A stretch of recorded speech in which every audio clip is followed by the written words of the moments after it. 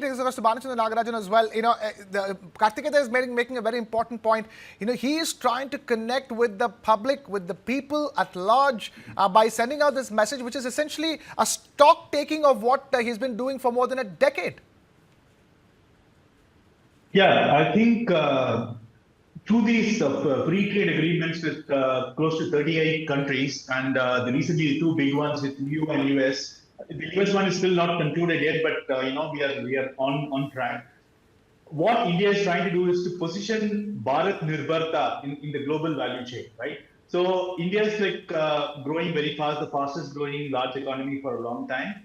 We are already the fourth largest economy, soon to be third. So given this political and geopolitical and geoeconomic stature, India plans to position itself as the center of gravity of the economic growth of the global economy. And for that to,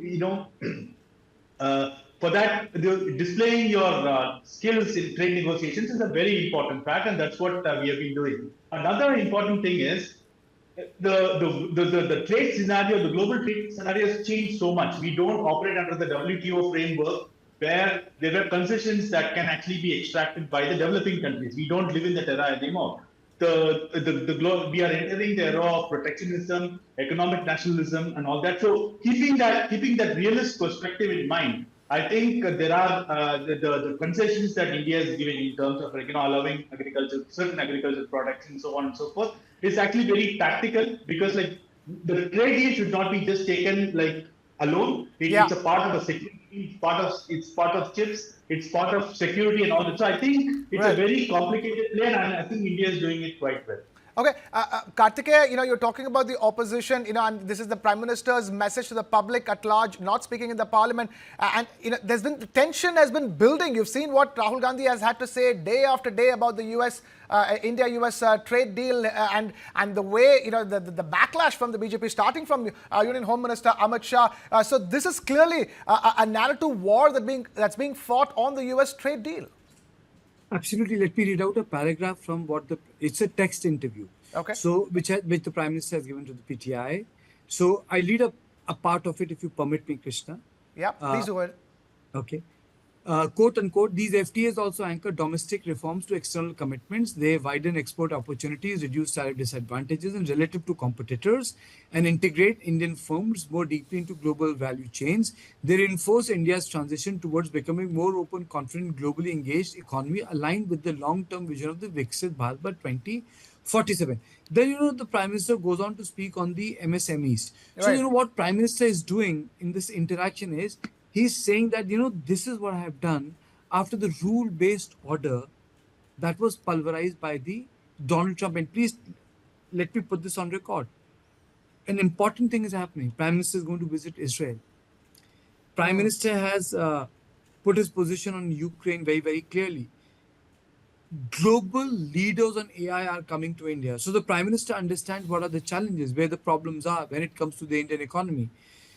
But the larger issue, why I think the political understanding, the reason why this interview has come out is, since the Prime Minister, there was so much of disturbance in both Lok Sabha and Raj Sabha, Prime Minister was not able to put his point across. The Commerce Minister did. As I said, in nuclear deal, Manmohan Singh did. This is a text interview. There are a lot of, I would say, points which have come from the Congress party and other opposition parties on this. But what Prime Minister feels about FTA, the post, I would say, breakdown of the rule-based order, because Trump feels that America must go back. They don't need to hold any territory, but they can redefine geopolitics by striking or doing regime change from Venezuela to Iran. Prime Minister is trying to put India's economy or the larger thinking of the government. And, that is why in this interview, he has praised Nirmala Sitharaman. There's a specific mention of why this budget is important, Krishna. Yeah. He says this budget is not Bahi Khata. It is a vision of Viksit Bharat. He's picked up on the budget. He's picked up on the FTA, and Bhanuchandra, those are very important points to let the people know from what position of strength India is operating. Because from the budget's point of view, You have the fiscal deficit under control. You have inflation under control. You have growth momentum being sustained. So we're not exactly in dire straits. That message needs to be made clear to the people, and that's sort of seems to me the motive behind this text interview that Kartikeya is talking about. Now, this is an interview in text to put it in words, to put it on record exactly what the situation is from the government's perspective, and add to it the FTAs, because the aspersions that have been cast on the FTAs are that India made too much of a compromise. But in this case, it is from the Prime Minister's offers himself. It is from the Prime Minister himself saying the fact that we are able to strike these deals in times of great uncertainty. The UN chief himself has called it a multipolar world. So this is essentially the Prime Minister clarifying that what position that India holds in the global order.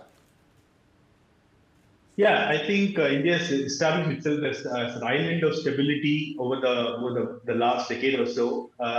Yeah, especially like with everything going haywire in the West and China being what it is, I think India presents an opportunity for open societies to interact with, do trade with, and so on. So I think that's number one. And second thing is, even you look at the economy per se, one of the most understated achievements of the Modi government over the last 12 years has been keeping inflation in check, keeping fiscal deficit in check, and this is in spite of us going through the pandemic. So I think that is like one of the most underrated thing. And even with this stability and like the lack of fiscal recklessness, a lot of our state governments we can't say the same thing. But within the central government, I think taking us from number 10 in the world rankings to number 4 is a substantial achievement. And take the trade deal or even like the conduct of the AI summit. What Prime Minister Modi is repeatedly saying is that like we have arrived.